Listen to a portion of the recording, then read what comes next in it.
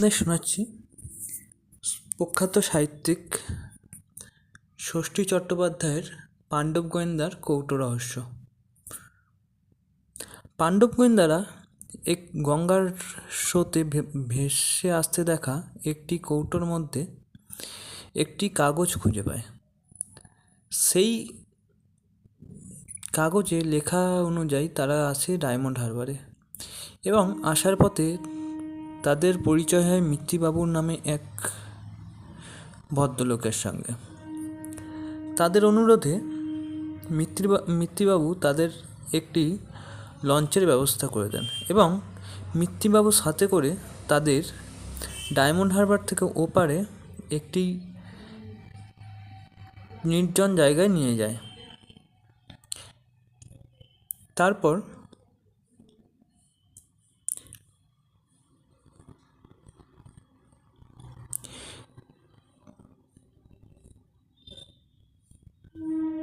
মিত্তিবাবু গম্ভীর গলায় বললেন, এই ছেলেগুলো অতি সাংঘাতিক, এদের মতলব ভালো নয়। মনে হচ্ছে কোনো রকমের এরা আমাদের ঘাঁটির খবর জানতে পেরেছে। ভাগ্যক্রমে দেখা হয়ে গেছে, ভালোই হয়েছে। কবজা যখন পেয়েছি তখন আর ছাড়ছি না। যাও, যথাস্থানে ঢুকিয়ে দাও এদের। চোখের পলকে বাবলুরা দেখল শয়তানরা পাজা কোলে করে তুলে ফেলল ওদের। পারল না শুধু পঞ্চুকে ধরতে। বেগতিক দেখে সে যে নিমেষে কোথায় লুকিয়ে গেল তার কেউ টেরও পেল না। বাবলু, ছেড়ে দিন, আমরা আপনাদের কি করেছি? আমাদের ছেড়ে দিন। মিত্তিবাবু, আমরা যাকে ধরি তাকে ছাড়ি না। আচ্ছা, গুড বাই। সেই অন্ধকারে ভাঙা মন্দিরের ভেতরে গিয়ে শয়তানরা ওদের পাঁচজনকে হাত পা বেঁধে ফেলে রাখলো কিছুক্ষণ। তারপর এক সময় আবার ওদের তুলে নিয়ে গিয়ে ধাপে ধাপে ক্রমশ নিচের দিকে নামতে লাগলো। অনেকটা নামার পর একটা স্যাঁতস্যাঁতে ঠান্ডা ঘরের মেঝেতে ওদের নামিয়ে হাত পায়ের বাঁধন মুক্ত করে ওরা চলে গেল।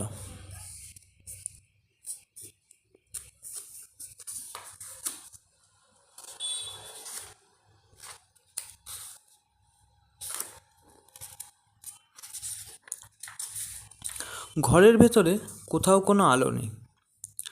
যা আছে তা হলো শুধু অন্ধকার আর অন্ধকার। ঘন অন্ধকার চারদিকে, এমনভাবে ঢাকা যে কেউ কারো মুখ দেখতে পাচ্ছে না পর্যন্ত। ওরা অসহায়ভাবে সেই অন্ধকারে ভূতের মতন বসে রইল পাঁচজন। অনেকক্ষণ বসে থাকার পর একসময় ওরা দেখল দুজন লোক আলো হাতে করে এগিয়ে আসছে ওদের দিকে, হারিকেনের আলো।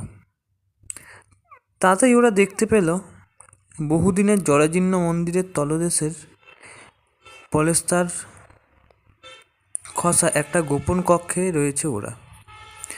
বাইরের আলো বাতাস এখানে প্রবেশ করে না।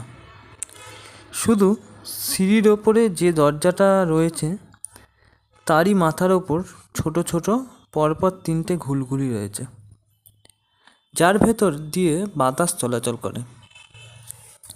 যে দুজন লোক এলো এদের দুজনকেই ওরা চেনে। শয়তানের চেহারার লোক।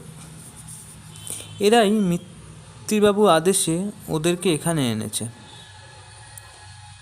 তাদের একজনের হাতে খাবার, অপরজনের হাতে আলো। যার হাতে খাবার রয়েছে তার অপর হাতে একটা জলের কুজোও রয়েছে। কুজোর মুখে একটা গ্লাস ঢাকা। বাবলু, তোমরা কেন মিছিমিছি আমাদের ধরে রেখেছ? এখনও বলছি, ভালো চাও তো ছেড়ে দাও। আলো হাতে লোকটি রক্তচক্ষুতে ওদের দিকে তাকিয়ে বলল, কথা বলো না, বেশি কথা বলা আমরা পছন্দ করি না। বিলু, কি পছন্দ করো তবে তোমরা? ডাকাতি করতে? লোকটা ঝপ করে এক হাতে বিলুর চুলের মুঠি ধরে অপর হাতে ঠাস করে ওর গালে একটা চড় মারল। কি দারুণ ওজন সেই চড়ের! বিলুর কান মাথা যেন ভৌ ভৌ করে উঠল। বিচ্ছু ভয়ে বাচ্চুকে জড়িয়ে ধরল।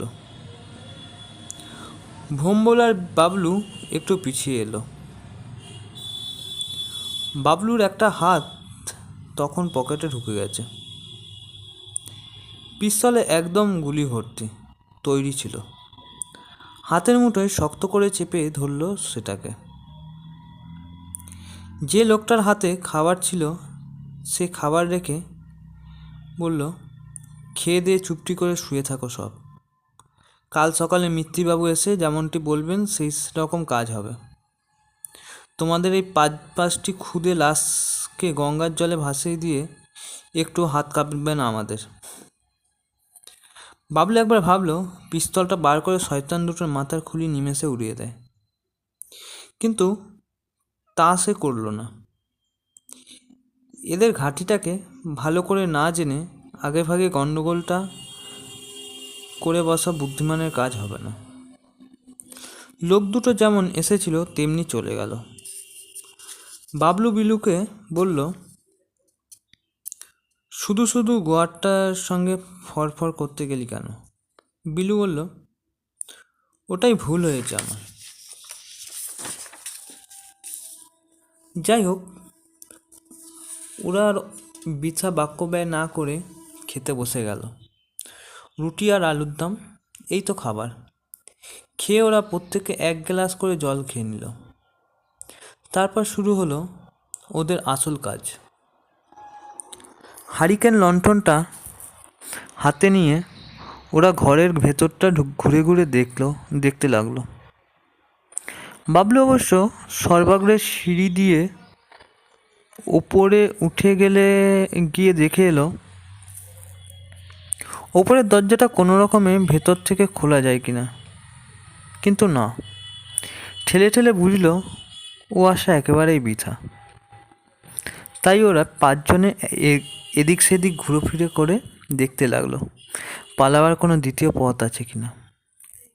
হঠাৎ এক জায়গায় গিয়ে ওরা সবাই থেমে দাঁড়ালো। বাবলু বলল, শুনছিস?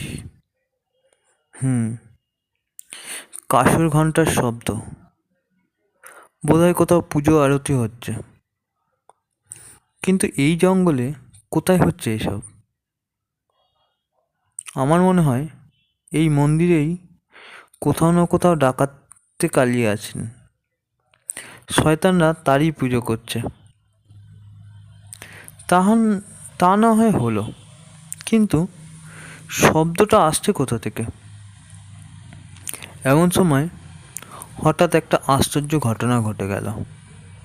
ওরা দেখল ছোট্ট একটা আলমারির দেওয়ালের গায়ে আড়াল করা ছিল, তার পিছনটা আলোকিত হয়ে উঠল।